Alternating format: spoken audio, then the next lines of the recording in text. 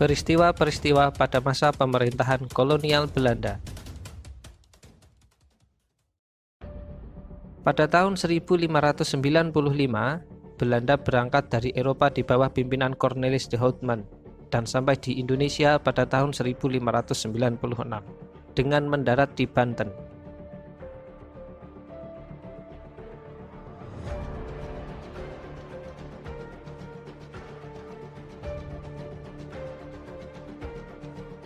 Sejak pelayaran de Houtman, banyak berdiri perusahaan-perusahaan dagang Belanda yang masing-masing memiliki kapal sendiri dan berlayar ke Indonesia. Terdapat pembentukan suatu badan yang bernama VOC. Pedagang Belanda dengan didukung oleh pemerintahannya membentuk kongsi dagang yang bernama VOC atau Verenigde Oostindische Compagnie pada tanggal 20 Maret 1602.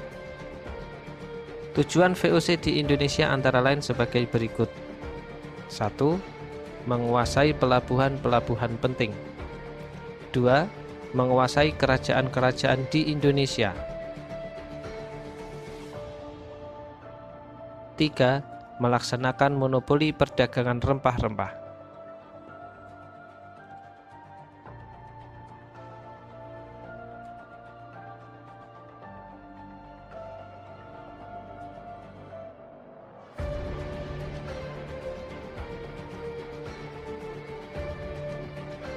Pengalihan kekuasaan VOC kepada kerajaan Belanda. Memasuki akhir abad ke-18, kejayaan VOC mulai merosot. Faktor internal yang menyebabkan kemerosotan VOC adalah sebagai berikut. 1. Banyak pegawai VOC melakukan korupsi. 2. Sulitnya melakukan pengawasan terhadap daerah penguasaan VOC yang sangat luas. Selain faktor internal, terdapat faktor eksternal yang menyebabkan kemerosotan VOC. 1. Meletusnya revolusi Prancis menyebabkan Belanda jatuh ke tangan Prancis di bawah pimpinan Napoleon Bonaparte. 2. Penentangan oleh rakyat Indonesia terhadap VOC dalam bentuk peperangan yang banyak menyedot pembiayaan dan tenaga.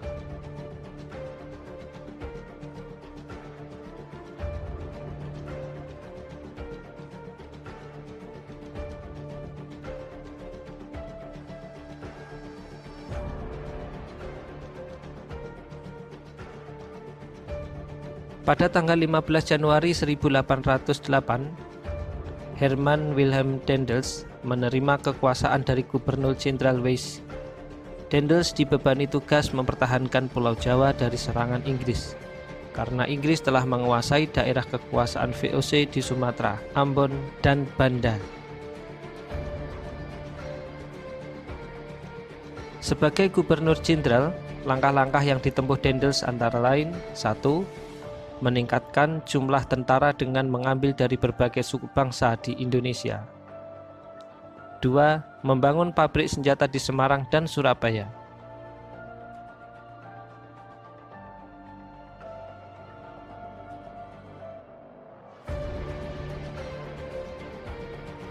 3. Membangun pangkalan armada di Anyer dan Ujung Kulon.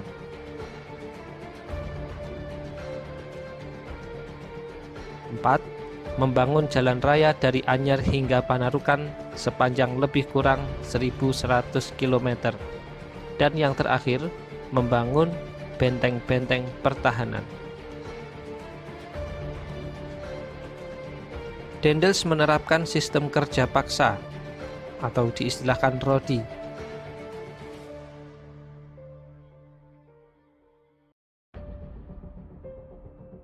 Daendels juga melakukan berbagai usaha untuk mengumpulkan dana dalam menghadapi Inggris.